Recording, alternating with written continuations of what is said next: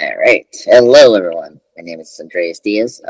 Will and I are back again for another spectacular Mara Plus talk. As mentioned last week, we're going to have it this week, set of the usual 2-week schedule because I'm going to have a vacation soon. So we have our Guardians of the Galaxy Volume 3 spoilercast. So me and Will had a chance to saw the film this week. I saw it yesterday, actually, with my other host, Chris, and it was really fun. Will, how many times you saw this film? Is this your only, one-time review of Guardians of the Galaxy? Yeah, I only saw it the one time on Saturday. Okay, cool. Yeah, so, sorry, folks, we didn't have a chance to see it twice, but hey, I think the first time is better than just seen it twice, but anyway. So Guardians of the Galaxy Volume 3, can't believe it. This is our, oh my god, second MCU film of this year, and besides the Severe Invasion, it's coming out in June. It's gonna be a while to have our next MCU film until the Marvels in November. So yeah. So anyway, so Will, let's kind of get into overall thoughts on the film. The positives and the negatives. Go ahead. Oh man, I loved it. Mm. Just like it's definitely one of my favorite Marvel movies now, if not in the top spot. I'm always hesitant to put things like high up on my list right after I see them, because then time passes and I find things to criticize. But it really feels like James Gunn was able to do what he does best here, and also it feels like he's matured a little bit from the previous entries, the work that he's done since Volume 1 and Volume 2. He's been able to hone his writing abilities, especially. So yeah, I really felt like all of the characters were very well realized and fleshed out. It felt like he had a plan for the vast majority of the characters, and they all had very satisfying character arcs. It was just the perfect send off to the series. Okay. Very cool. Any negatives? Kind of curious. I didn't really have anything that I didn't like about it. Really? Okay. Yeah. Okay. That's good. Good man. I mean, in terms of negatives, it's just nitpicks. Because of what. We'll get into it, but there's a couple that I was kind of surprised. But we'll see. But anyway, Well, I'm pretty much on point for you. I really like the movie. I think this is the best movie of Phase 5, and I think it's better than half of the Phase 4 movies we have. I put this high, not in my Institute ranking, but in terms of the phases. So this is second in terms of all the Phase 4 projects we got. So it's second after Shang-Chi in terms of the latest MCU projects we got in this last 3.5 years. Call it. And just in more ranking in terms of the Guardians films, this is my second favorite after after Volume 2, and then Volume 1 is my favorite still. I totally agree with you. I think Gunn has matured over the years. I think he knew how to handle the jokes. I like that he put the jokes in the action. So, right. I think one of the big criticisms that people had, particularly in Volume 2, was how some of the jokes maybe got into too far in the drama, somewhat. Yeah, so it would really undercut the emotional moments. Yeah. Yeah. Yeah, and I think this time around he actually got better at that. Yeah. And which is good. So, but yeah, I mean, it's such a I think one of the things I think clearly that was an issue with Phase 4, and particularly with Ant-Man 3. With Phase 5, it was just allowing your director to have his vision and like going out with the characters. And I mean, out of all the Marvel franchise we had in terms of the MCU, I mean, the Guardians are so much of Gunn, you know, like, and you really felt for that because, you know, like, Doctor Strange 2 was cool to have Sam Raimi, but then it just didn't feel right because I really wanted to, you know, Scott Derrickson to come back. And, you know, speaking of Ant-Man 3, I felt like Ant-Man 3 didn't feel like it was like a half hazardous Ant-Man film mixed with this like setup of a villain MCU they wanted to do, and so it just made it weird. Apparently, you know, here it just felt like Guardians of the Galaxy. Like it was self-contained, which I was very shocked. I was so happy after so many of these like annoying setups. Here, I loved it. It was like just your standalone, you know, MCU film, self-contained.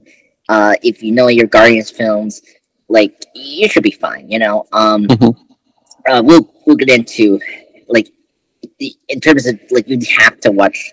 Like you just need to know the 2 volumes and then the Christmas special. That's really it. But yeah, I just love every bit of it. I mean, it was. I don't know. It was really amazing. I did have some nitpicks. Mainly, I mean, you know, it's always been an issue with MCU. It's what like plot points and like teasers they had previously they did set up that it took a while for them to pay off. So in this case, you know, Adam Warlock, his conclusion here is kind of questionable. Like, really need him, but I think. I was just sort of thinking about some of the characters we got in Volume 2, you know, particularly Kraglin and Mantis. I felt like, okay, I think I'm somewhat better because of the idea of everyone having a second chance, and like Adam got a second chance to redeem himself. So I think his inclusion was somewhat better, but I think just the way we had him in the first act was kind of jarring, but whatever. And you know, having the Sovereign Astra, you know, played by Elizabeth Debicki, despite her, you know, being big from the Volume 2, you know, she's here just for 5 minutes.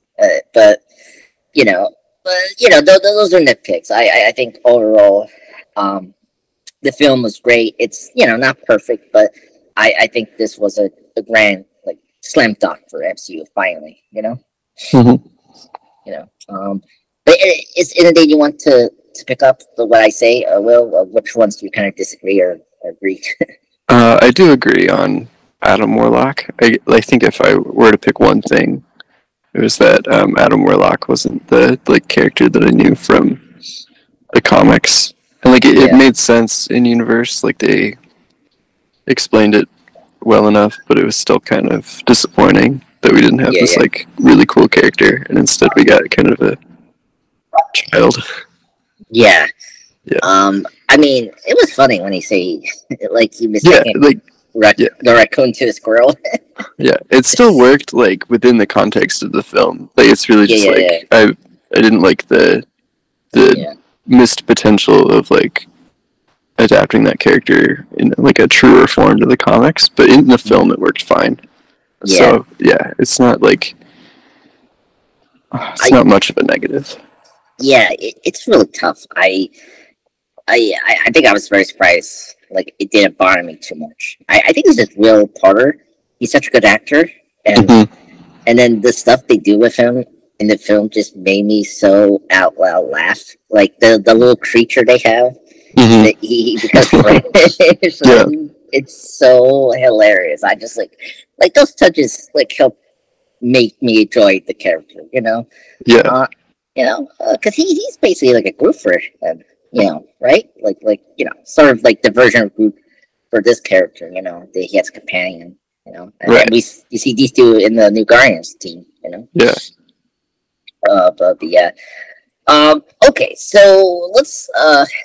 Oh my God, there was a lot I could say. Oh, I think first thing the fanfare sequence, the Marvel Studios logo, and I freaking love it.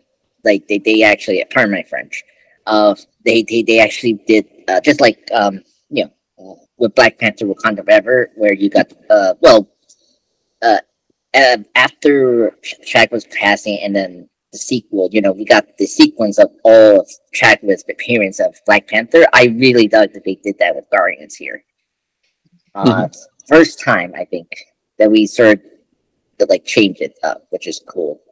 And I really thought that was a good way because I think out of the characters we got in the MCU, Guardians is like the huge pop culture, thing that people sort of know of, So we got that. We get obviously with this movie we got Rocket, who's the main starring link, which we kind of knew. I think Gunn sort of been discussing that over the years, and that was going to be the next theme. He wanted to focus more on Rocket, and I really liked it. I think Rocket was such a great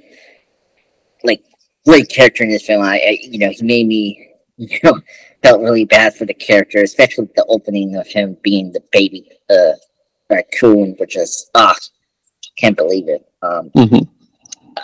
I think what he did with Rocket and his whole storyline was so tragic, but I think it did so well, which I really liked. And I think it's the best Bradley Cooper performance he did. I think he did such a good job with Rockets here, and I really enjoyed it. And him becoming a captain of the Guardians made a lot of sense. But yeah, what do you think of with Rocket in this movie being the focus of this film? And I think everything what they did with it was successful. Yeah, it worked so well. Yeah. Like I had known Rocket's backstory just from being familiar with like the character, but man, seeing it on screen was just so like emotional, and James Gunn really, I don't know. I like that he treats all of those animal like creature characters as though they're actual people, like characters, people.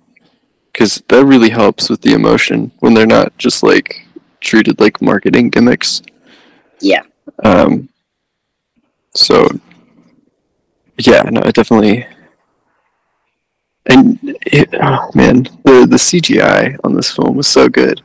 Yes. Like you could watch those scenes where it's just like four like messed up cyborg animals talking to each other, and you like forget that you're watching that, and you're just watching four characters like with really tragic stories, and you're like feeling for them.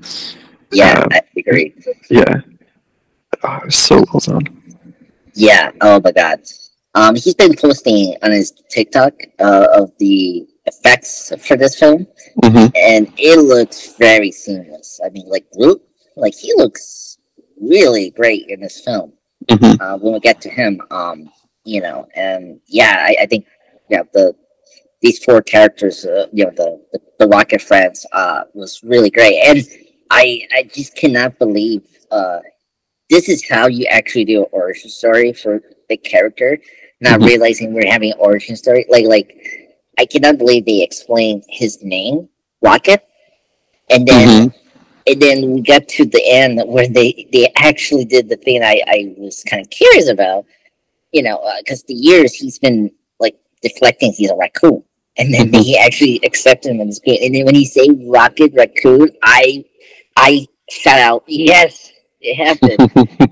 I can believe it. They actually did it. It was so satisfying. They keep finally say that, like his marker that we all know from the comics. It's just, yeah, that was so great because he read the side of like where he came from. Being a raccoon and that was like great job with Gunn. Where compared to like I don't want to get into Spider-Man No Way Home, but like that was one of my main issues.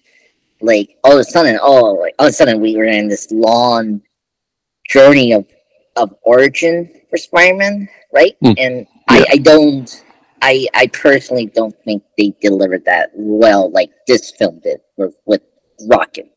I felt like because you got to know Rocket as a person and as a character throughout his time in the MCU, and I think Gunn did such a good job here, and especially the short time with his friends. I really dug the characters, with Teef and Floor and Laya, who's voiced by the actress from the Hawkeye, the wife. Yeah. Linda Cardellini. Yeah.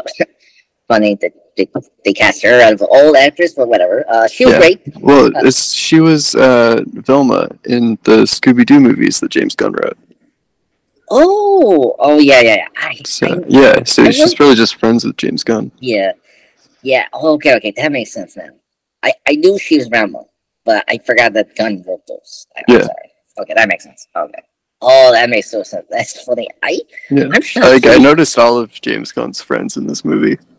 Oh my god, when we get to the middle part. Yeah, they were mostly in Orgo Corp. Yeah. Oh god, I love that.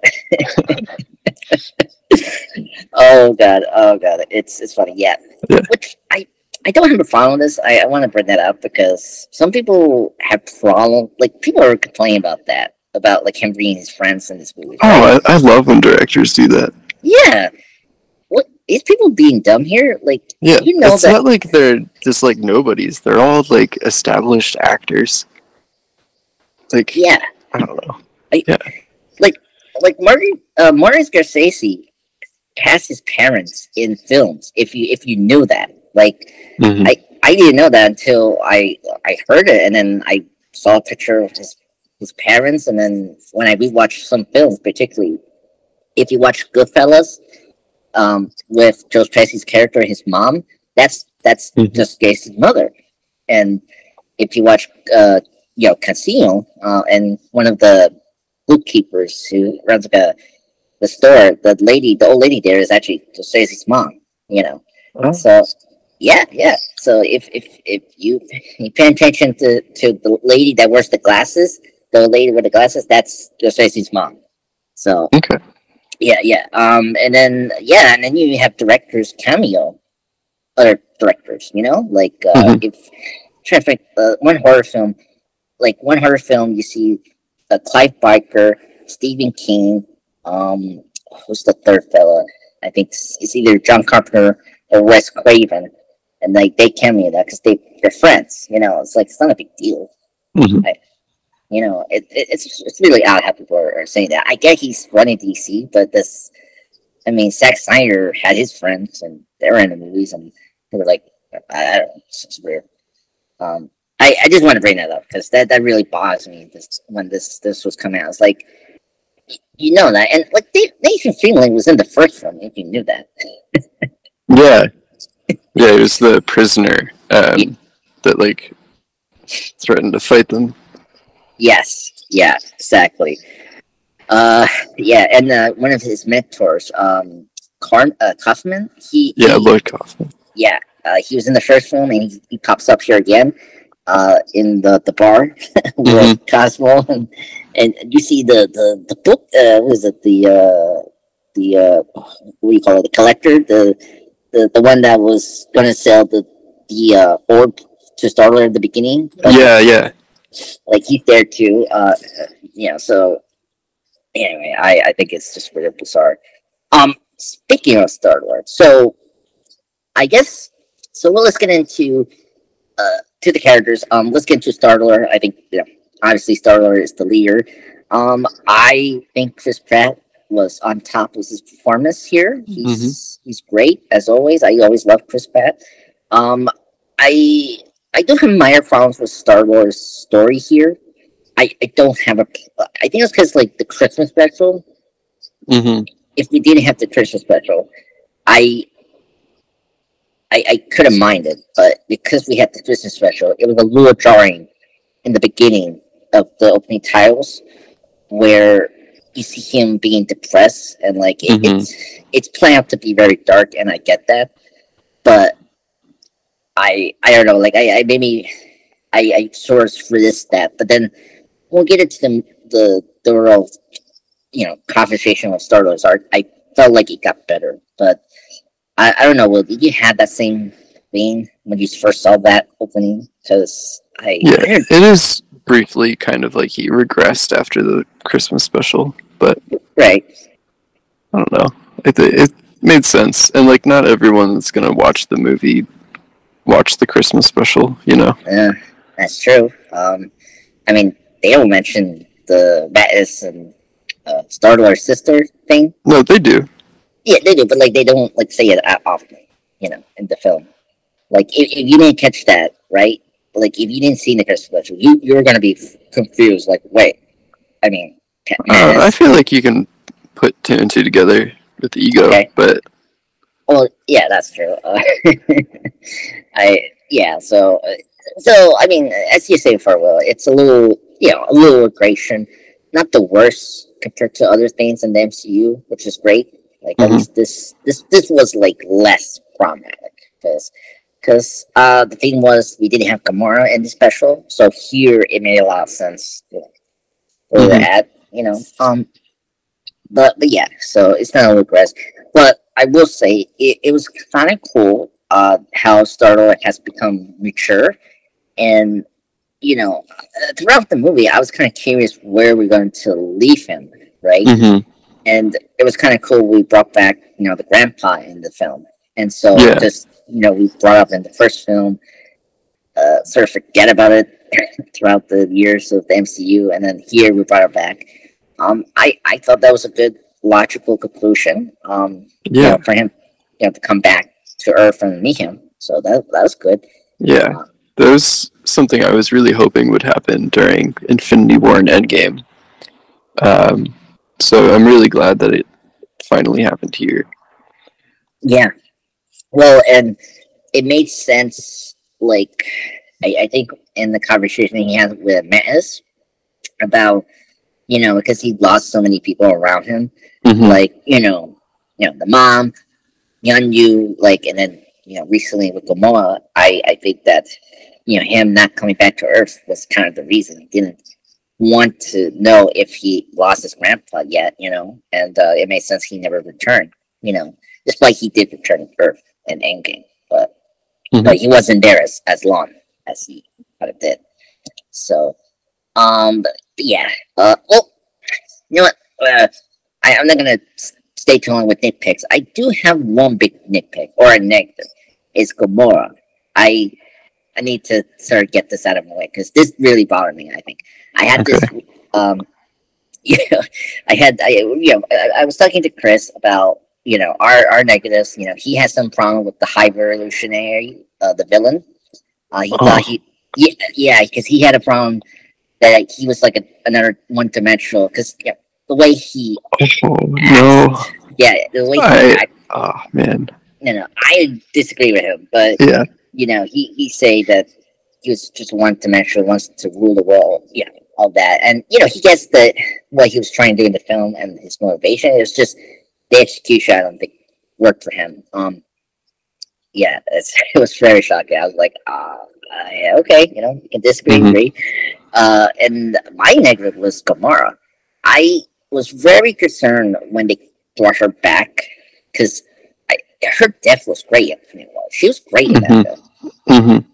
And when Endgame came out, and I had my problems with Endgame, and bringing back Gamora, I was like, okay.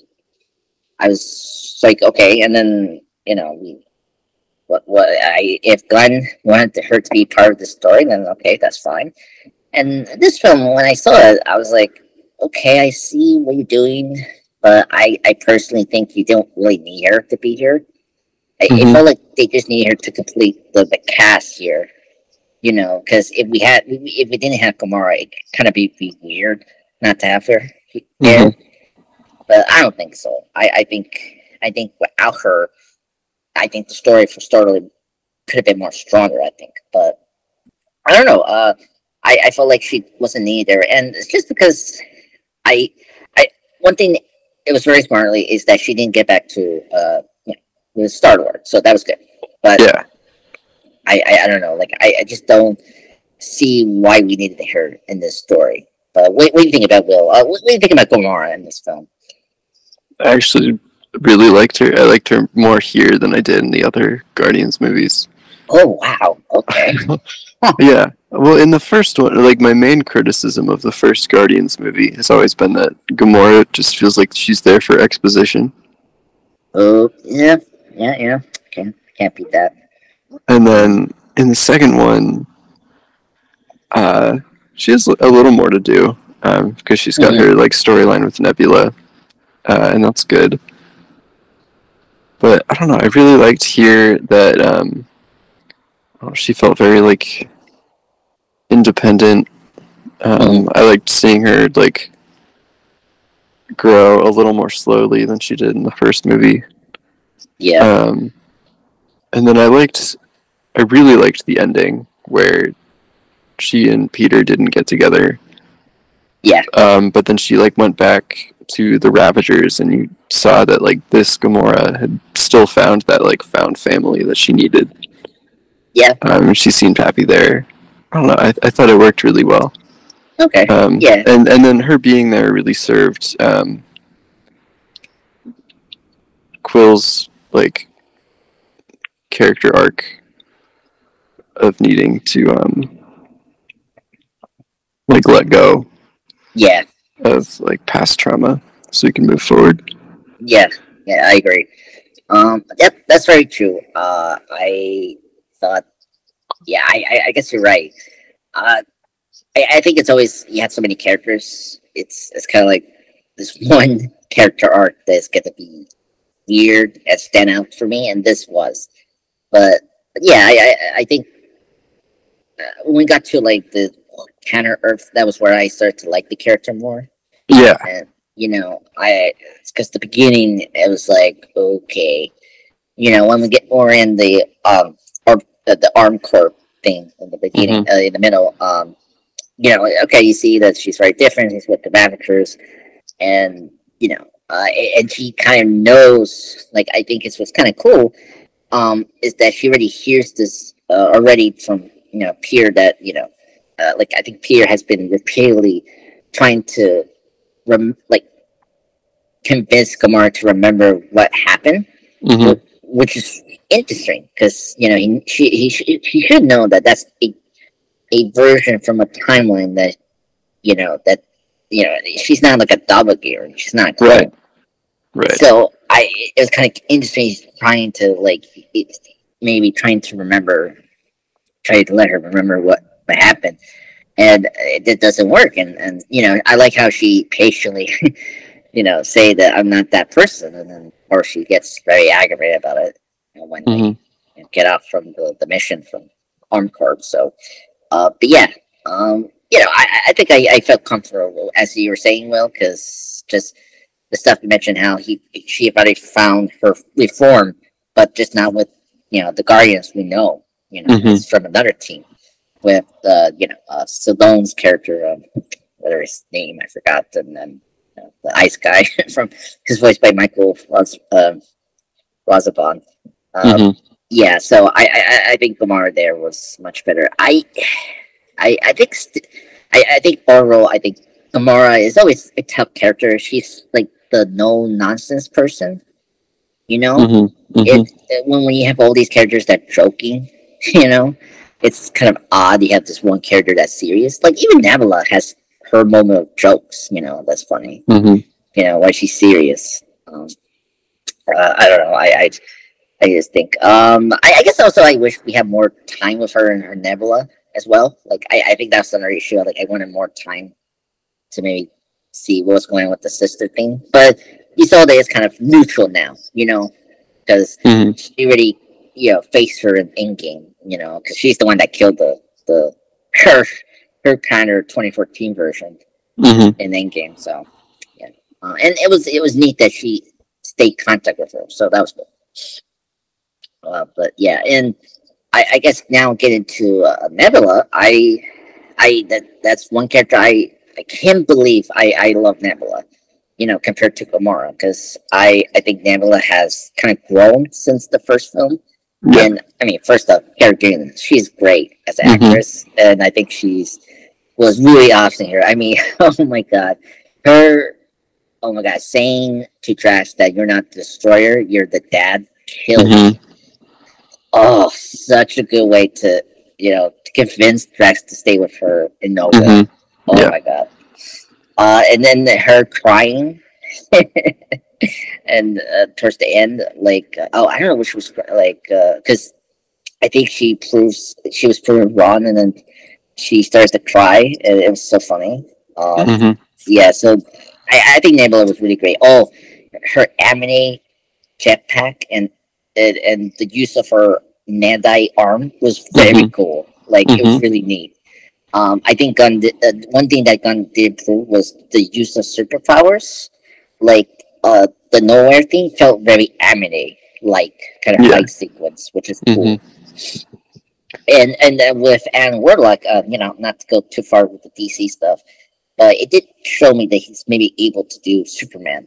The way he shot Aaron Warlock flying was really unique. It was like very cool.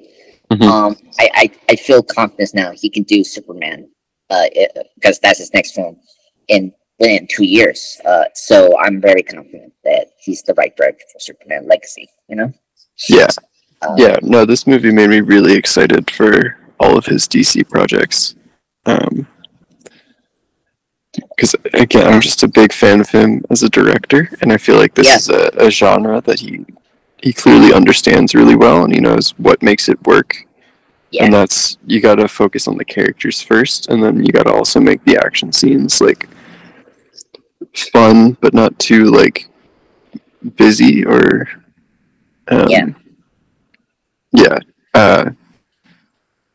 he really knows how to balance everything. So I'm really excited for what he's doing over at DC.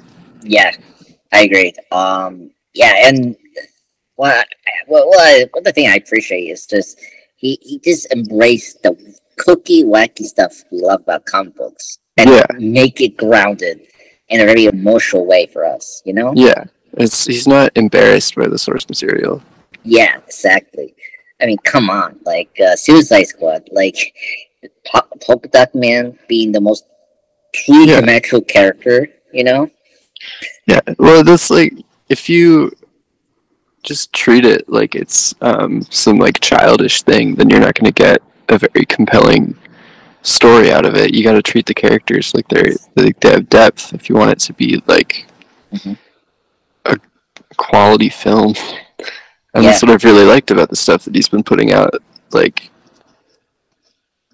since I would say it started with the Suicide Squad, and then like Peacemaker, and this now they're really character focused. Like, it feels like the character stuff comes first before any like comic booky plot or any like action scene or like gross out stuff. Like, it's always character driven.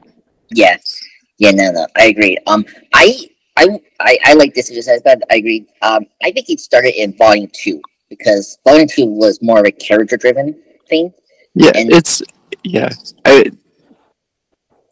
like this is what his career has been like building toward, even since like way back before Guardians. But I don't know, Guardians 2 still had some of that like over the top like humor that didn't quite work.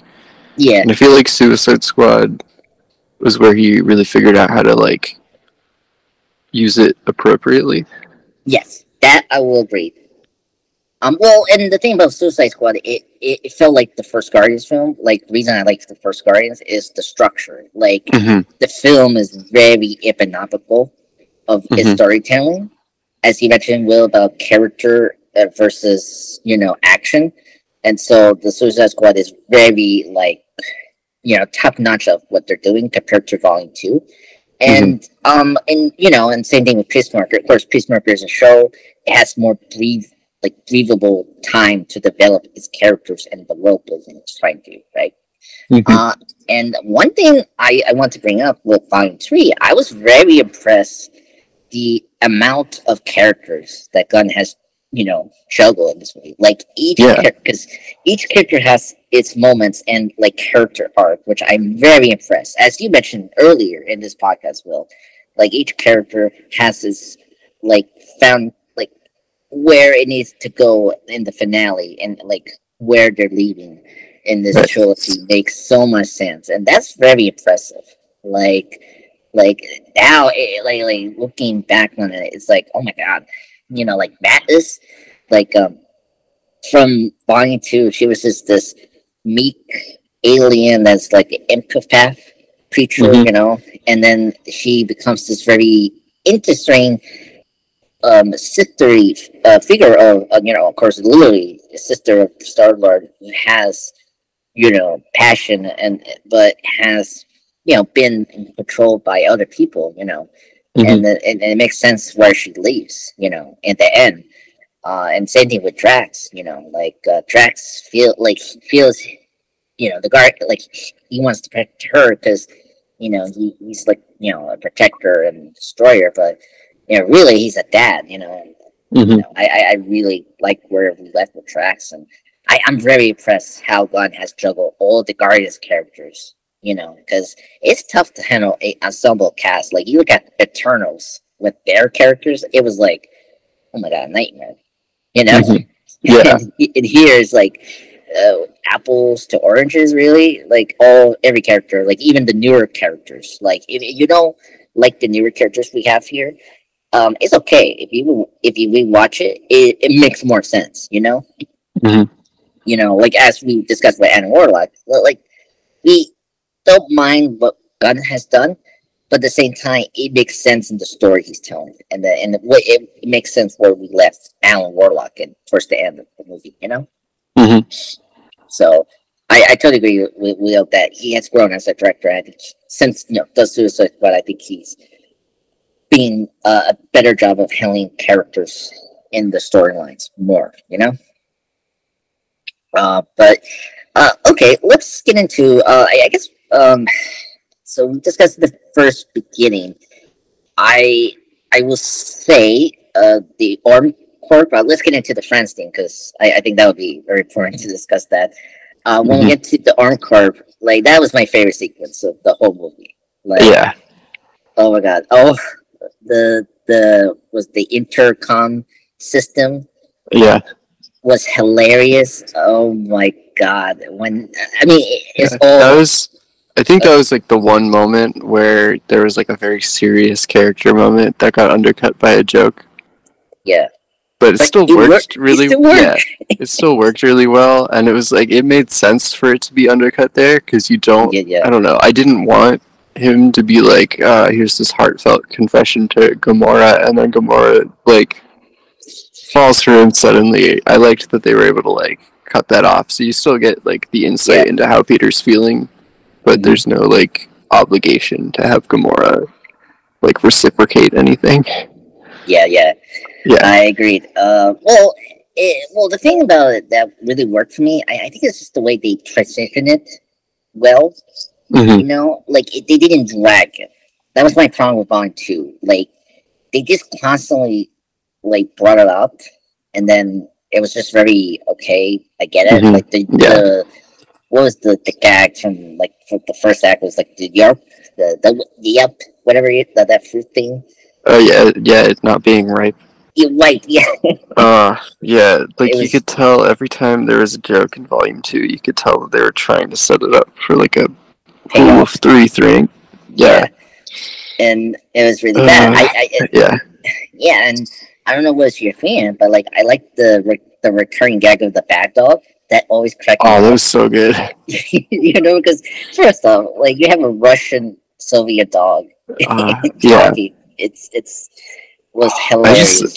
I just really love Cosmo. Like, this Cosmo's always been one of my favorite Guardians characters from the comics, because just like the juxtaposition of like the personality of a normal like dog, and then like the immense like amount of like power and like rank that Cosmo has on Nowhere is really funny to me. Yeah, I know. And then give it a Russian accent, and that's even funnier. So yeah. Oh god, I don't know. I liked it, and I such a usual pair, like the best pairing, Kraglin and yeah, it was good. It gave Kraglin something to do too, which was good. Yeah. yeah, it's really cool. It's really great that they came full circle from the first one. I like that nowhere is literally a headquarters. Get it? You see that Yeah, there? I can't believe they actually did it. Like, I never realized that they're actually literally in a head, and that's like their headquarters. Yeah. It's crazy. Love Gunn for that. But it was Well, great. those from the comics. Oh, yeah, that's true. That's true. Yeah. I'm sorry. But it's for me. What I liked it because it was great because it's the first big cosmic thing that made you wow when you first saw the Guardians film in the first film, and it's cool that you made that as like a setting for the Guardians to stay, as the home. That's really cool. But no, you're right, Will. I forgot that's actually a thing here in the comic books. I wonder if the game had nowhere. I it did. It definitely, it did. Okay. It was a big part of it. Oh, okay. It's just I'm used to with the design here, like the celestial head here is like really iconic and look great. But anyway, and it was really cool towards the end that they actually used that in the battle. Like that, I did not expect that. That made me. I loved that. Oh my god, it was so giddy. But anyway, jumping around, but let's get back to the Encore because, as we're speaking with the trope there with the intercoms, it's also helped because of Pom Klementieff. I hope I am saying that right. Who plays Mantis? Like, she sold that trope very well. Like, oh my god, like when she says, "Oh, the red one is the blue one, and then the orange one is the green one," like. Oh my god, that killed me. And then when she say hello, that made me so happy. It's like, oh my god, that is just like, oh god, I still not get old of Matt's humor. Like, she's so good at selling those jokes. Oh yeah, she's very good at like just the innocence of Mantis. Yeah. I really like that, and and I still like the Gunn treats her respectively, and I got to say, I was so happy we got an action scene with her in the Encore. Best scene. Oh my god, when she say making the one guard do the cha-cha, then the one with the rage is oh my god, and oh my god, making the guard like fall in love with Drax. And then she turns to crack up. Oh my god. Oh, that made me so like it laughed hard. So that one. Is that the one who played Taserface, and then he plays the guy from the Suicide Squad, Peacemaker?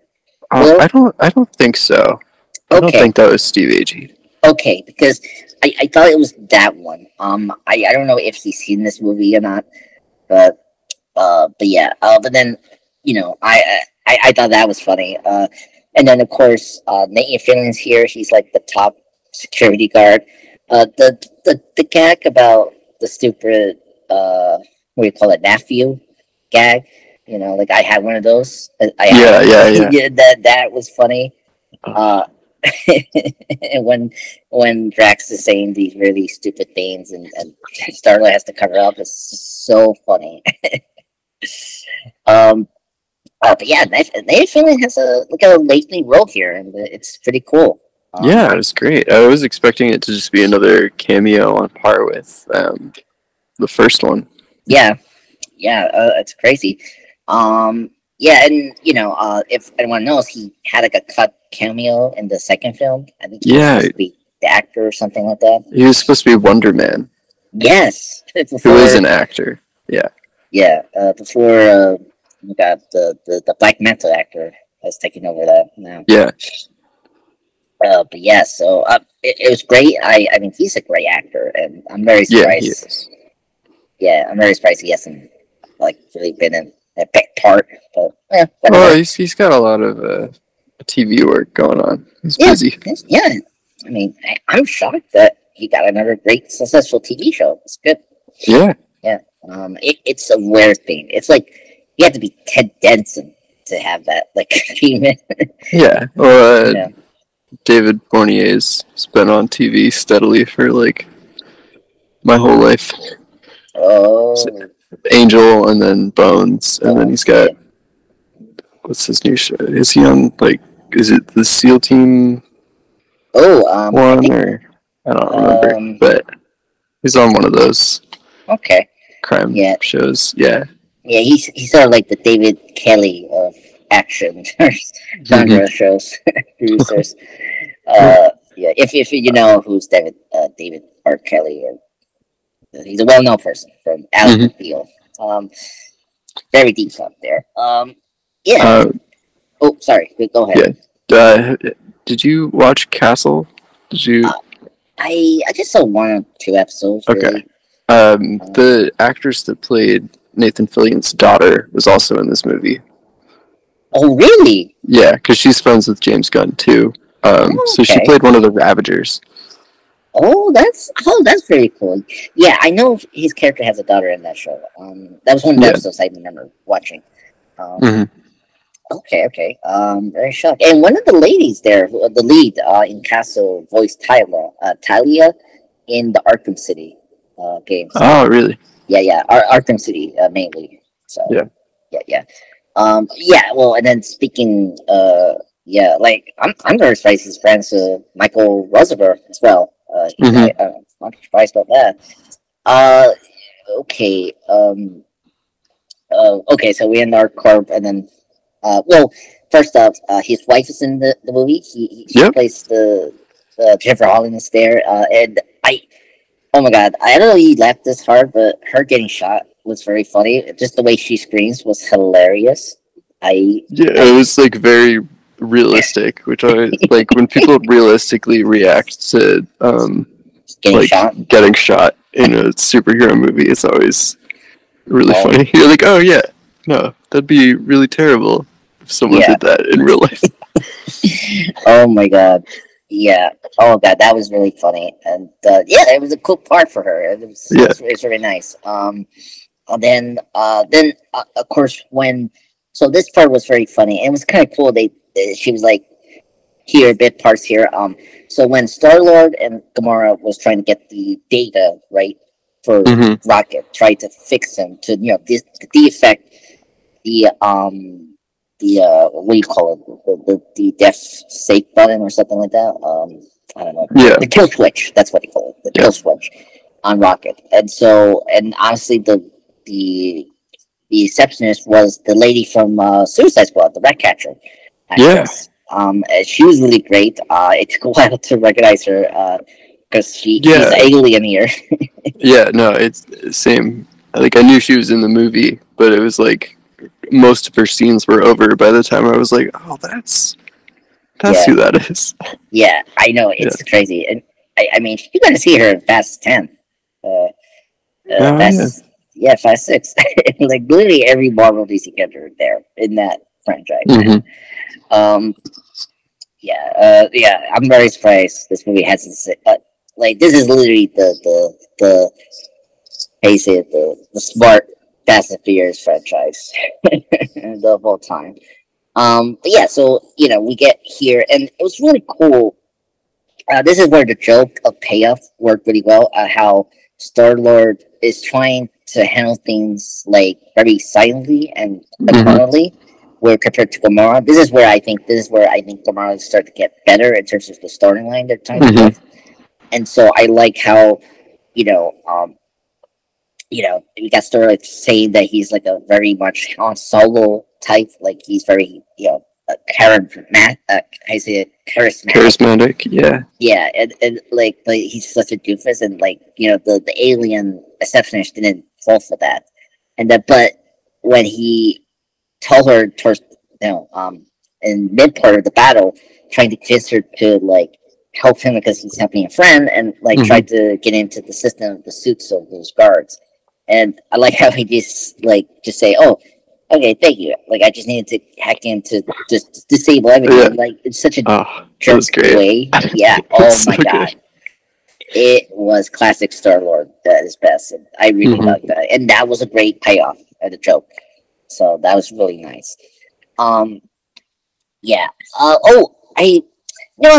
was another nitpick.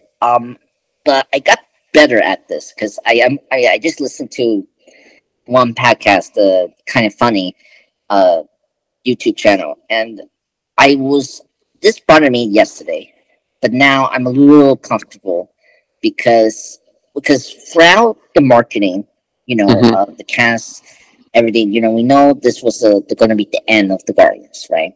This is the final time, right? And we've been speculating, well, outside, I mean, the internet's been speculating if one of our main characters is going to die, right? Everyone, if they're going to die or leave or whatnot. I was very surprised that none of our main characters died. Yeah, me too. Yeah, but then I think the YouTube I just brought up made a good very point that all being sad is not, I say making your character sad is not being sad is not because of death. It's about building on the relationship that you had. What makes you that's the part of sad. And I think that makes a lot of sense. And I think I appreciate that God didn't kill off all the characters, because I think it could have been too gruesome or it could have been too sappy to do that. The kind of movie it is, I feel like, because if you look at Tony Stark, I like that he died, but you got already that feeling already because Infinity War sort of set you up for that actually happening. And so here I was kind of happy that God didn't kill off all the characters, and you did feel kind of sad, Mattis and Drax looking at each other and then waving goodbye. That is really sad. It made me really cry in the theater, because just the way Bautista, his eyes communicate was so real, and I think that makes it the darkest and saddest movie of the Guardians film. I think it's not because of death; it's about something else, and I appreciate that. I don't know if you have that same feeling. Well, I wanted to bring this up because I was very shocked that they didn't do that, but I think I'm feeling better now what they were doing. Minus the post credit scene, whatever we let these characters. But what do you think about that? This decision not to cut off all our characters. Yeah, no, I mean, I thought it worked. By the end of the film, none of their storylines felt like they would be served by killing off the characters. Yeah. So it made sense for, the major loss of the film to be, the death of the group. Yeah.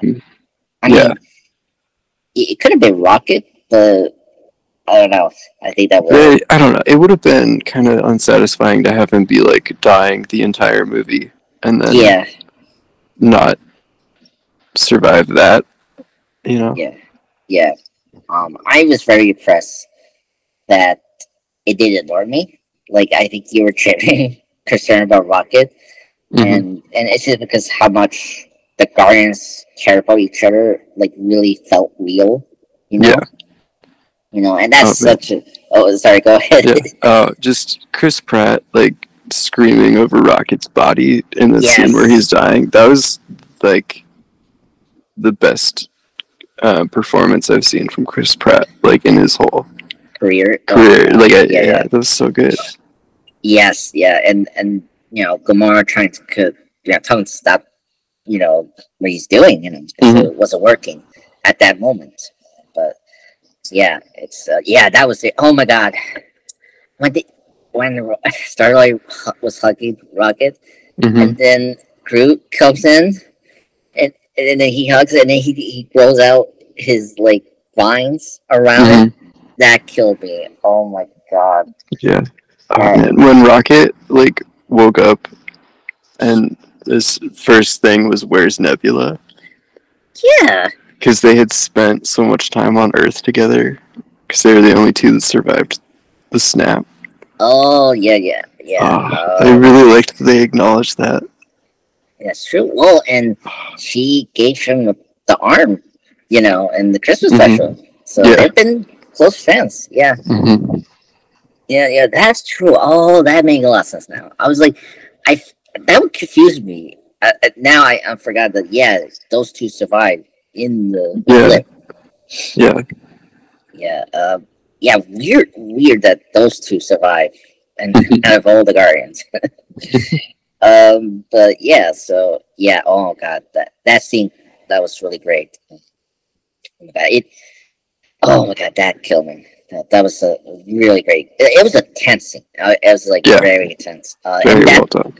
yeah, and I think that's one thing that Gunn did very well was knowing the building up the attention in the scene well. Mhm. So which is good.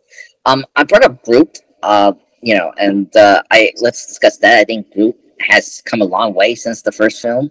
Mhm. And a lot of people were kind of bothered by the body he was having in the special here, the Christmas special. Here it wasn't that bad. I totally get what was Gunn doing, and I love it, especially like when he was doing the kaiju monster attack Mhm. and Counter Earth was hilarious, and just ways that like Gunn has, and like this is where Gunn has learned so well since the Suicide Squad how to use powers, and I like how he used Groot's powers so well that you didn't think like him finding the weapons in his body was genius, and like doing a like showdown with all his guns. He was with with Peter shooting out the bad guys and the high the highest headquarters, and and then of course in the post credits you see him bigger, which is weird, just like in the comics. Mhm. But yeah, and then him saying "I love you guys" was, oh my god, just that killed me. Yeah. What do you think about Groot? Yeah, I guess if I had a second nitpick with the movie, it would be that in a movie that was all about Rocket, Groot played a pretty small part. Yes, But yep. yeah, otherwise, I don't know. Groot felt like more of like a background character Yeah, this time, which is like fine because I don't know what his story arc would be since he's just kind of like the Guardian's kid, you know. yeah. Um, I think it just shows like how I think I think how diverged Rocket and Groot became when they joined with the Guardians. yeah, well, I mean, this is a completely different Groot too, Yes, that's but true. Yeah, um, yeah, yeah. Well, and that's the thing. Yeah, I think that's the thing we have to remember. Like, because of what happened to Groot in the first film, and then learning the stuff we know from the second, that this was a different Groot, and so the relationship between Rock and the Groot was going to be different now. mhm. So yeah, I was very surprised, but at least he was there protecting him in the ship. Yeah. So happy about that. But yeah, it should have been like it should bar me, but it's like, well, you got a tree that cannot really say much, so it's like, Yeah. do. I did like the bit at the end where he said, "I love you guys," and like the audience could finally understand him too. Yeah. Yeah. That's another one. This is where I will like Gamora. I like how at first Gamora didn't understand Groot, Mhm. and then towards the end when they're saying their goodbyes, I like how she understood what he was saying now. Yeah. So that was cool. Yeah. I mean, as you say, Farewell, he's a background character, but I think Gunn did a good job using him in the action scenes. I think, Oh, and absolutely. yeah, I think it was great that he had really like he had like three of my favorite scenes in Groot. The kaiju monster, Uh huh. the parachute one. I can't believe it. It's so good. Yeah, that was crazy. And then obviously the shootout, that was very impressive. Mm. What else he did? I I mean, Oh. we haven't talked about the hallway fight yet. Oh, let's get into that. I mean, the final battle is really great. I think it's one of the best superhero battles. Mm-hmm. Like, well, first up, it was in a ship, so that's great. And Gunn. I mean, this is where Gunn was very smart. He just gave me clear geographic location. The red. Yes. The ship looked red. Okay, it wasn't this like genetic transformer. I mean, great. Just Yeah, it wasn't a generic hallway. It was Yeah. like very much a part of the ship that they were on. Yeah, Yeah. and and it's like you had multiple stakes in hand. Mhm. Like, okay, you got our three guardians being trapped. You got these kids, being trapped, and the aminals. When I could see the aminals, they're in stake as well. Like, Mhm. very impressive. Man, and when every guardians got regrouped, and they decided to stop this once for all. Mhm. Then we get to the hallway scene. It's amazing. It's one of the best single shots ever. It's the best action sequence in any Marvel movie for sure. Yes. Yeah. Oh my god. Yeah, just it does everything right. Like the camera is far enough away from the action where you can actually see what's going on. You never like lose your sense of space as it's moving through the hallway. Yep. And then he really delivers on showing like every single member of the team doing like what they do best. Yes. It's so good, and like working together, it's yeah, great. You nailed it. It was their own Avengers, like 180, like 160 shot, but Right. in but in just a small like corridor hallway, which is amazing. It was their hallway fight basically, right? Yeah. This is our first and canonical fight. I'm sorry, first canonical fight of MCU for a hallway fight. I think there was one in She-Hulk. Yeah, but that was like a gag, a joke. I meant more like a serious attempt, Okay. But we'll probably get it in Daredevil. Oh, I'm sure. Yeah, I'm sure. Like that's gonna happen. No way will. That was great too. I just like it. It was more like a gag because if you knew because it's famously Daredevil. Yeah, Daredevil hallway fight. Yeah, exactly. But yeah, I totally agree with you. Well, it was so impressive. I mean, I know Gunn specifically had talked about how he had to use wide angles, like lenses, for the cameras to get the shot. And the effects here were good. I mean, that's the other thing. It's like it's seamless, with the characters. But yeah, it was really like and this is another part I think would be a good time to discuss. Now that in this point, the thing that worked was the music. Yeah, the use of the Beastie Boys, and I love that song. I was so excited when I saw it was on the soundtrack. Oh god, I'm very I need to hear it again because I like the Beastie Boys. They're a really great band. Mm-hmm. Man, I can't believe one of them is a filmmaker now. He's one of my favorites. Spike Jones. But yeah, the soundtrack. We need to discuss that. I love the soundtrack here. I think so far for me, I got to 1, 2, 3, and 4 of the songs of the soundtrack, minus like "Come Get Your Love." Mm-hmm. So I don't really like on this soundtrack.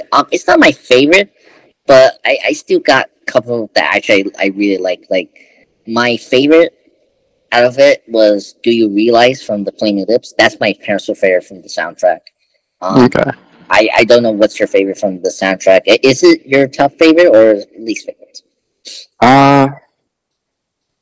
Of the 3, it might be my least favorite of the soundtracks. Yeah. But it's still good. Yeah. It's just that the other 2 are just so incredible. Yeah, but I mean, this one had a lot of songs that I like knew already and liked. So. Okay. Yeah. Yeah. Well, and kudos for Gunn. Like one thing that we cannot really complain about. At least these songs are important to the story. Right. Like that's like something that I hate about this generation and filmmaking. Like they just pick the songs and then just posted in their different movies, and it's annoying. Mhm. Like the David Ayer Suicide Squad. Oh my god, it was so. It was very bad. Yeah, and it's just really bad. Yeah, this Gunn is very good at what he's doing with music, especially with the Guardians. How much that's been part of their DNA. This did not disappoint. I mean, Creeps. In the opening makes sense and tell you what was going on. Which is the scene that you're gonna see with Rocket going around and meeting Pierre while he's been drinking so much. That's just such a great song and just fits so well the mood we're getting into in this movie. But yeah. And Dog.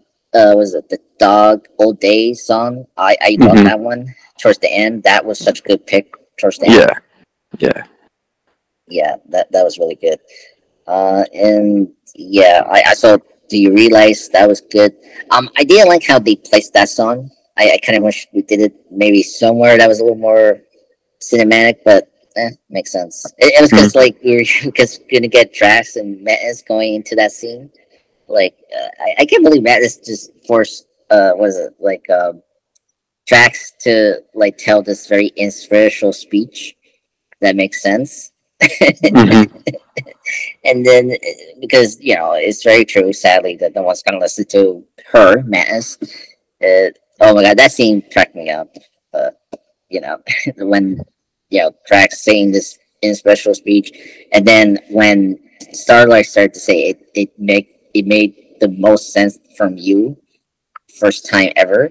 And then he started to ramble, and that got really bad.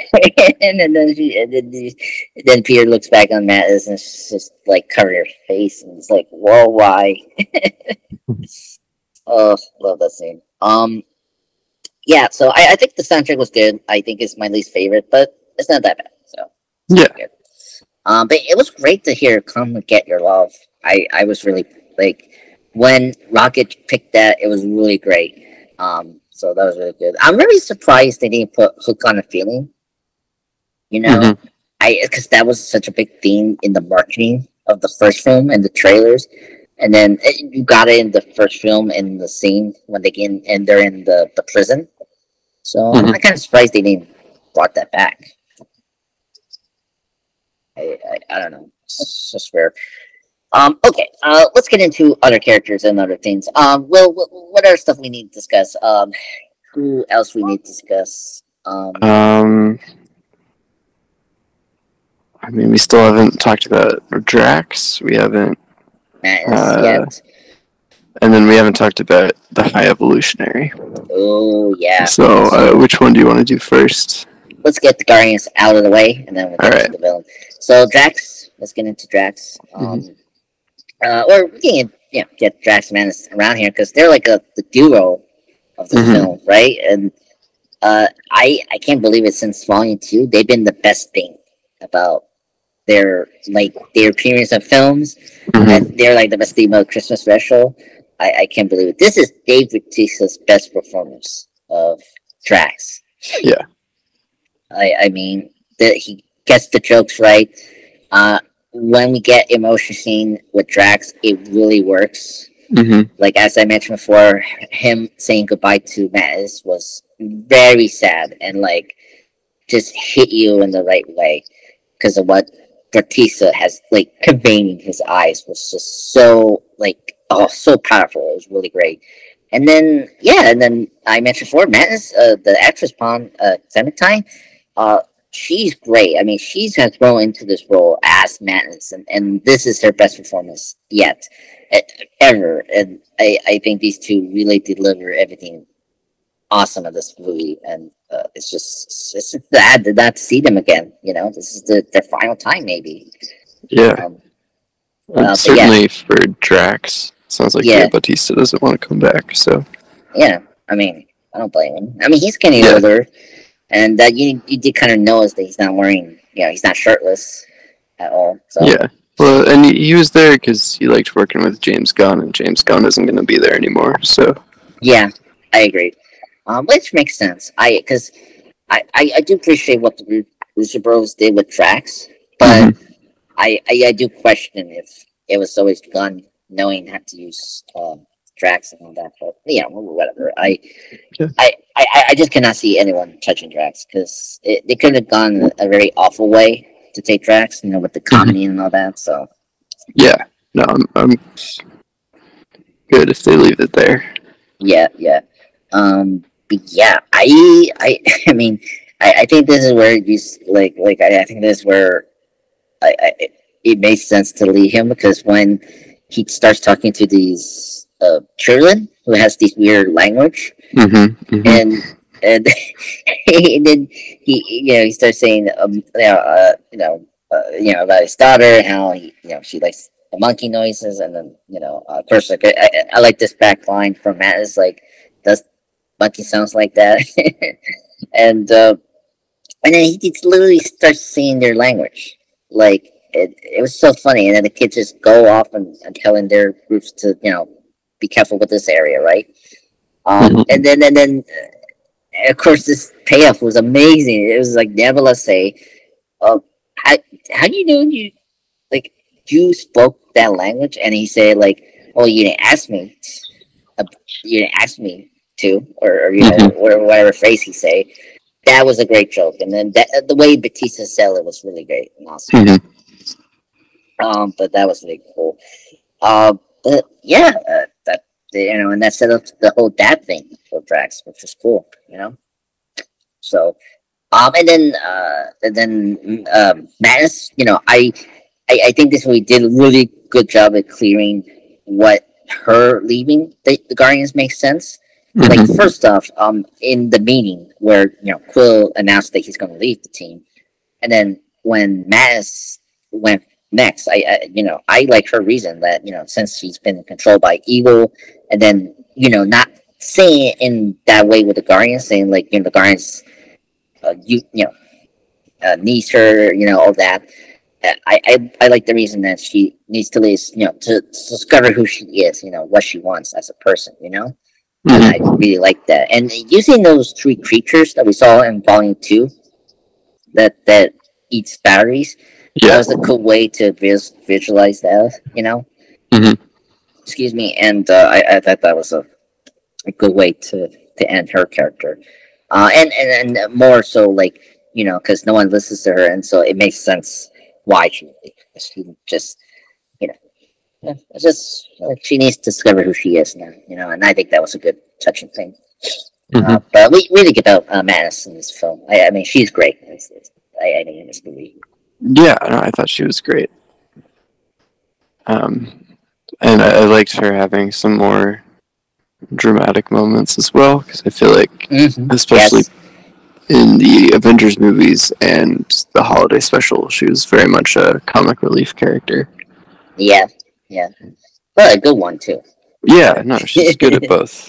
Yeah. I think her screaming to Pierre towards the end when he was in space was very dramatic, and she, that was really tough to see. That was that was another thing when he was in space and his face was bubbling up. Like inflating like a balloon. I thought he was going to die at that moment. And somehow he survived. But I mean, of course he's half alien, maybe, but I don't know. So that was weird. But yeah, so I think all the Guardians, with the exception of Groot, I think everyone was served very well. It was cool to go back to Kraglin to wrap up his thing. Like it was good to he still haven't gotten control of the arrow powers, and it was really cool that they brought back the Undo for a quick cameo for and doing the heart thing again. And I thought this was better than I think the way that he did it in Volume 2. So that was really cool. Yeah. So that was really great. But yeah, so now let's get into our main villain, the High. How do you say his name? High Evolution. The High Evolutionary. Yeah, evolutionary. Oh, that's a mouthful. Okay, so I'll let you say that name. Well, but I'll just say HR. I'll say. right quickly. He of course he's played by the actor that's in the Peacemaker, right? His name is very tough to say. Chukwudi Iwuji. Yeah, really awesome name, by the way. I hate you like that. Yeah. Yeah. Of course, he's the main villain here. He's the main villain that created Rocket, and this is where I think Gunn is really good since Volume 2. Like, the villains of the Guardians films have been great. But, except for Rowan, but whatever. Well, I mean, Rowan's not that bad, but still, he could have been better. But compared to the other Guardians villains, he's forgettable. Yeah, the weakest of the three. But that's good. After the first one, we got better villains. So, So HR, is the creator of Rockets. He's the creator and he's created the four, Aminos, Lila, Thieves, and Floor. And one thing I really appreciate about Gunn, and this is something I don't have a problem with the MCU leading onto this, but it was very refreshing to have a great villain that was a baddie. Like, he was truly evil, and I think the actor did such a good job of conveying that and how centric he was, how he wanted a perfect world / creatures and people. They, and like that was compelling. Yes, all the screaming he has, like him throwing, this tantrums, all that. That's typical Gunn thing. Like, but it's better used. Like, Rowan did this, but that was the problem with Rowan because he just was very military, kind of zealous villain. But you didn't get too much in deep of what he really wants, or like you didn't get it too much in the film, so it was kind of like, okay, whatever, With here, like, first up, just like Eagle, he's the personal villain for the Guardians because of Rocket. That was great, and just him and Rocket as enemies were really great, and I loved towards the end that they had a face off, and building up to the Rocket Raccoon marker was really great. Yeah. I think that his motivation was clear, and what he was doing made sense. So, and using Rocket as a MacGuffin made a lot of sense, just like Peter was. And it raised the stakes harder. And so I think what he did as a villain was really great. And he had great funny moments, too. When Anisha, the Sovereign Queen, was meeting after they failed to capture Rocket, it was cool that one of his servants pulled up a band for him to step in, because the actress is so tall. Yeah, it was so great. They did that. That was so funny. That made me very excited for the film. That at that point they did that. And he was powerful. Like, he had great powers. The gravitational powers reminded me of what was the other MCU villain that has that? Gravitron. Gravitron too. Yeah, Kang had that. Yeah, that's true. He did look very similar to Kang, which was. Yeah, I love he's purple. I love that we got a purple costume for villain. I love that they. I mean, it's not like comic accurate costume, but like it's still comic accurate, but like it's a very unique way to be different from the comics. I like that about what Gunn did. So, I guess the one nitpick I will say is I wish we saw more of his powers use in the film, because there was one shot in the trailer he was levitating, and like he was doing like kind of you did when you're a child, like crossing your legs, and like that was kind of cool. And they didn't have that. I was surprised they didn't have that in the movie. But overall, I thought he's a great villain. I think he's a top 10 MCU villain in my ranking, if I had to go far. I just really enjoyed his performance. What do you think, Will? I thought Iwuji knocked it out of the park. I thought he was like the best villain we've had in a long time. It's just instantly hateable and just so like petulant but like powerful. So you really Yeah. felt the threat every time he was on screen. Yeah. Yeah, it was so good. Yeah. And speaking of powerful, it was kind of weird you brought up Kane, but this is how you didn't question the team overcoming the main villain, defeat. Because a lot of people have that problem with Ant-Man 3, and here this is how you did it, because just how personal this villain was, and it really found out how the Guardians was really a family and a team. And I think it was really great, and it just folks my problem with all the faces is just the stakes were real. It was grounded, like Gunn did not pull punches like some of the other films did. I feel like that was the thing that made this work. Yeah.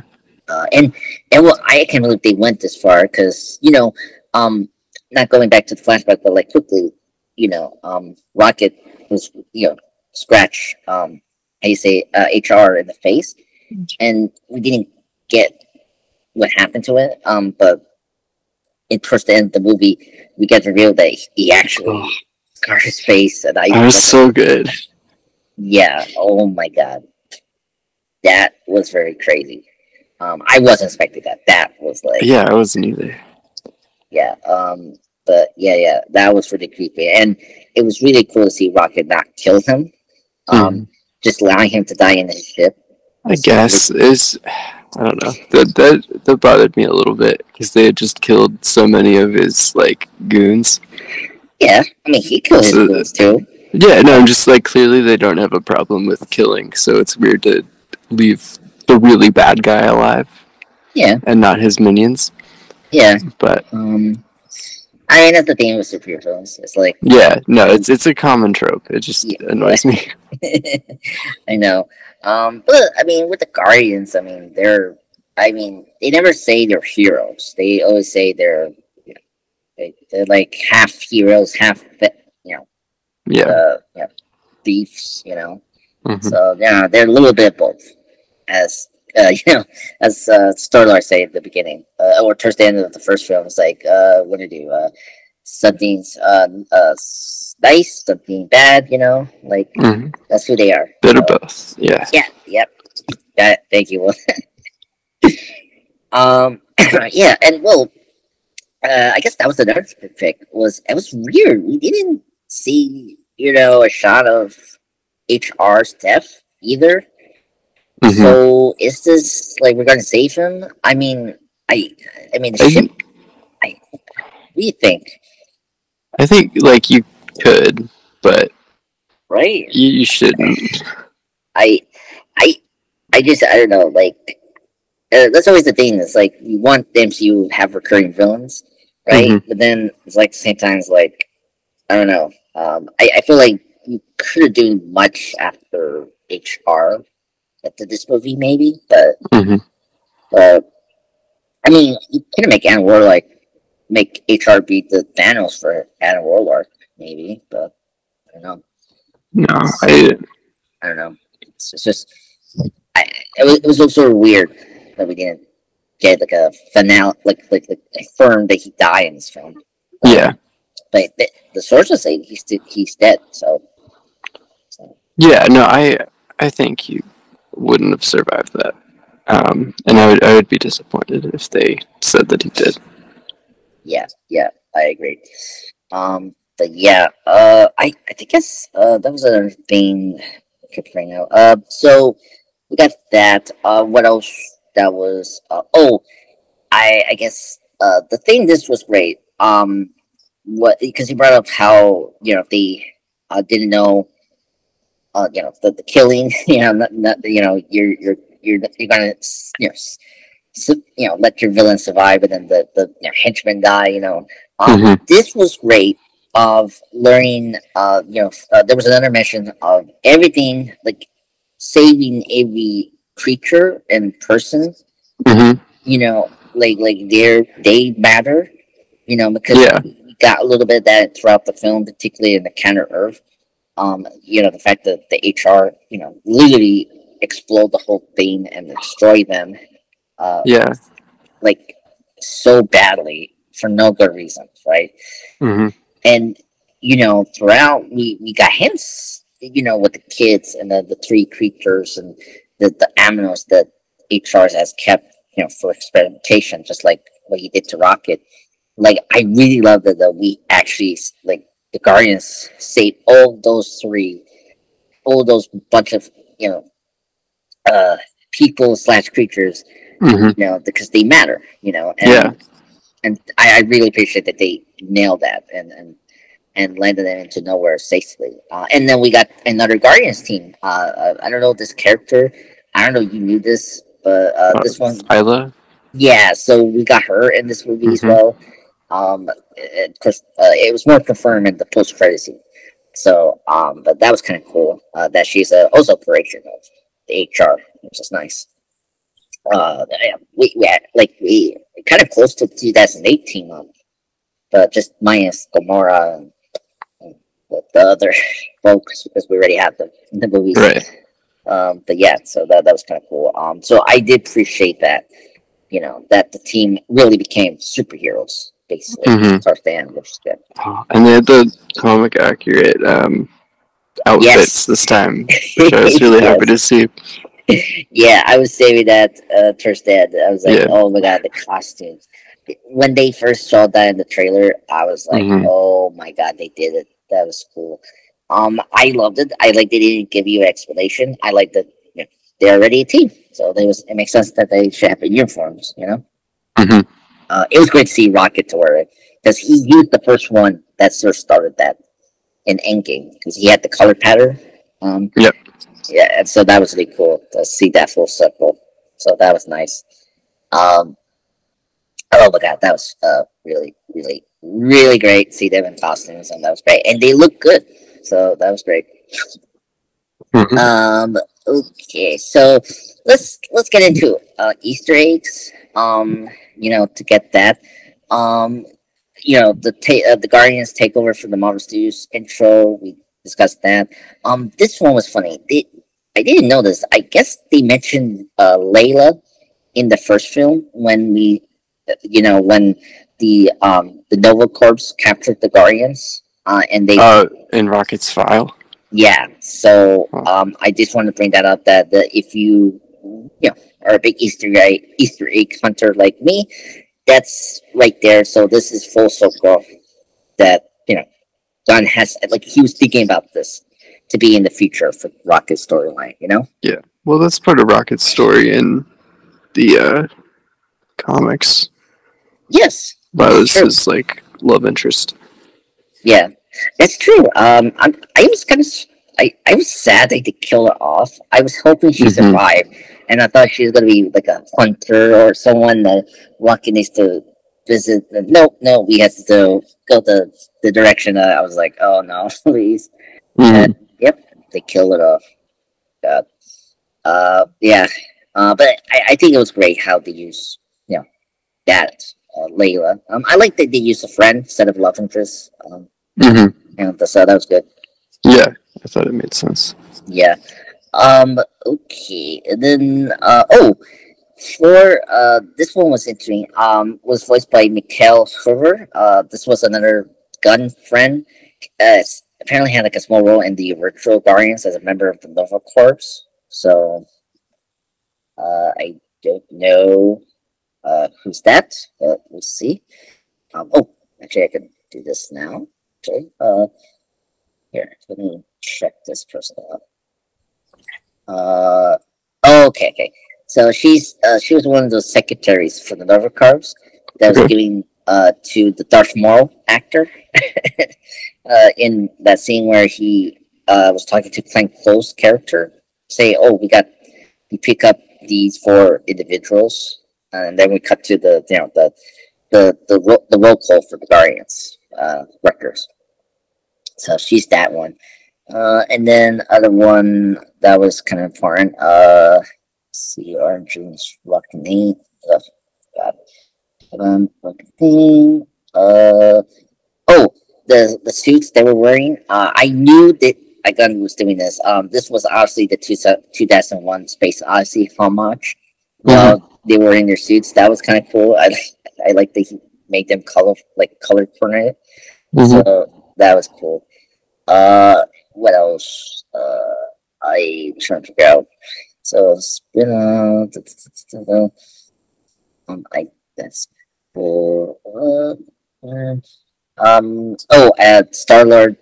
This was kind of cool. It was good that he brought up the snap and that he was responsible with half the life being taken away. When Star Lord was talking about Gamar's like connection with him, and then he went down how he screwed up with a femur during the elevator. So that was cool. I don't know if you got this reaction. This was a part. I forgot about this. This was the first movie. I mean, technically, this was second for me, but whatever.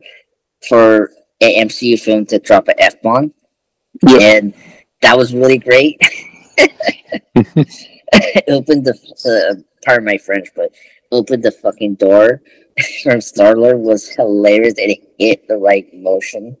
Oh my god, that cracked me up. Yeah, so that was really cool. Then what else? We got mentions of other creatures that the HE, because I would say I say HR or whatever. The Saiyans and anime. Those are two race from the Marvel comics.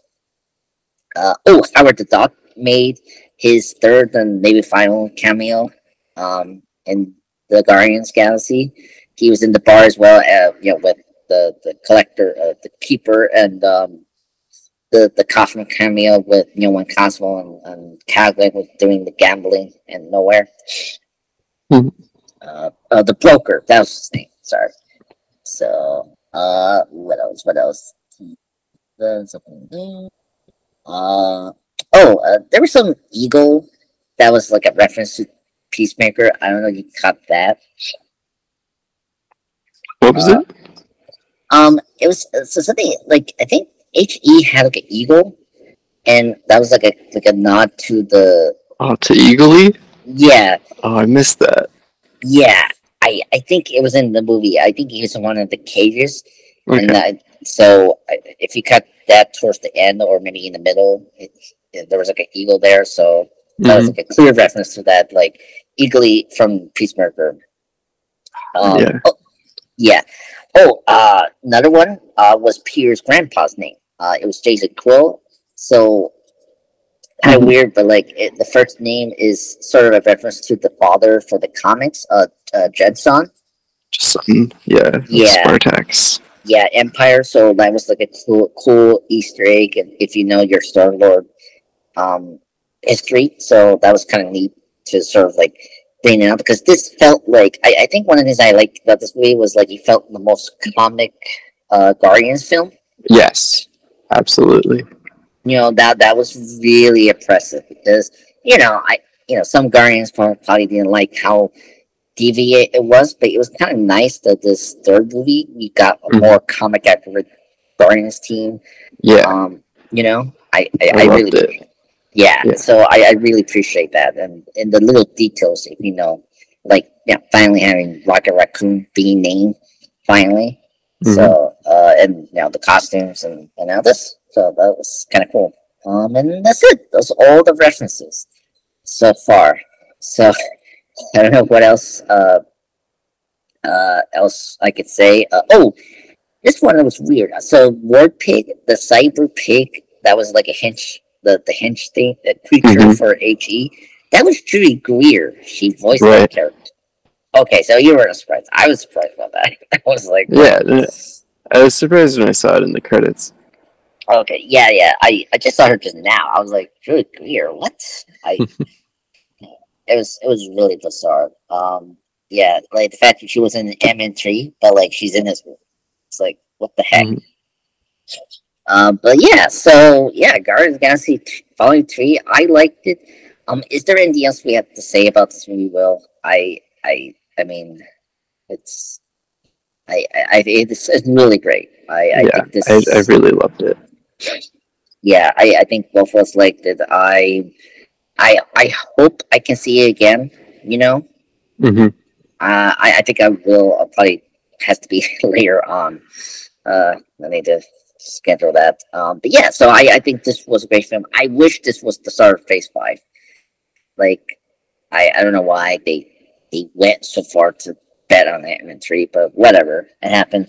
We had to move on. But yeah, so this was a great film. Yeah, I cannot tell how high it was going to be in my MCU ranking, but I think I was hoping to rewatch the movies this week, but I just didn't have a chance. So I need to rewatch those, and we watch this again, and really think through like how far this was going to be. But in terms of the Guardians films, this is my second favorite after the first one. Just it was more emotionally. It was like the darkest MC film we've gotten so far. Um, I thought the jokes were better over Volume 2.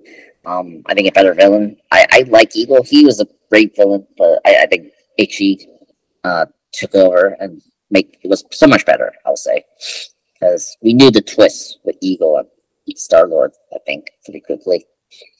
But yeah, so that's it. Any last thoughts, Will? I guess I'm curious to see if and when they use some of these characters in the future, like what that'll look like. Oh yeah. Quickly, we had the 2 post credit scene. It was this is where they put "Come and Get Your Love" when we see the new Guardians team. So that was cool. And that's where I saw the little creature fluff, whatever, still there. But yeah, that was a cool team up. Like comic accurate team lineup. With the exception of Kraglin. Yep. So it was great to see Cosmo, and it was so funny they put Cosmo in the costume. Yeah. I don't know. You were like, "Oh my god, they did it!" I was like, "Oh my god, they gave Cosmo like the Guardians costume, for the suit. That's cool." But yeah, so that was kind of neat. I just love that now Rocket is a full-fledged team. I, I think these characters will come back in the 2 Avengers films. And then I think Star-Lord is going to come back in those as well. It said that Star-Lord would return, so yeah, they have something planned. Yeah, so that shocked me. So last thing to discuss is that So first off, we see Star-Lord in his grandpa's house, and it was really cool. We were seeing with another fan, and we know it's the newspaper about Kevin Bacon, the alien abduction. I don't know, your audience reacted hardly with that. We were like, oh my god, that happened. And then when they did the legendary Star-Lord return, I was kind of shocked. So I thought, but then I kind of realized I don't think Pratt say like this was just going to be his final thing. I don't think he ever did. So I don't think he did. Yeah. Yeah. So I think we'll probably get a Disney Plus show of Star-Lord, or maybe a movie. Yeah, or he just continues to appear in like crossover films. Yeah. But yeah, that makes sense. But yeah, I mean, there's more to do with Star-Lord, I think. Yeah. Yeah. I mean, because I can't imagine you could bring in the Spartan Empire as villains for Star-Lord to fight, and then not like. Well, but they already changed his backstory, so that wouldn't be as Well, I don't know. Like if you no like being the main villain for him to face, like he knew someone like a love interest that's like part of that empire. You know what I mean? You can, like you could do that if they go to that level. But I mean, I don't know. So it's like if you want to expand the comics, you have to get to that point. It's like because you're going into comic book territory now with Guardians. But yeah, so I think with that, I think the new team and Star-Lord will probably come back in the new Avengers film. But the ones that I think is beneficial, I think Zoe and I think Bautista are pretty much out of the MCU. I don't think they're returning. Yeah, they don't want to. Yeah. So, and I mean, Zoe made that confirmed like last week.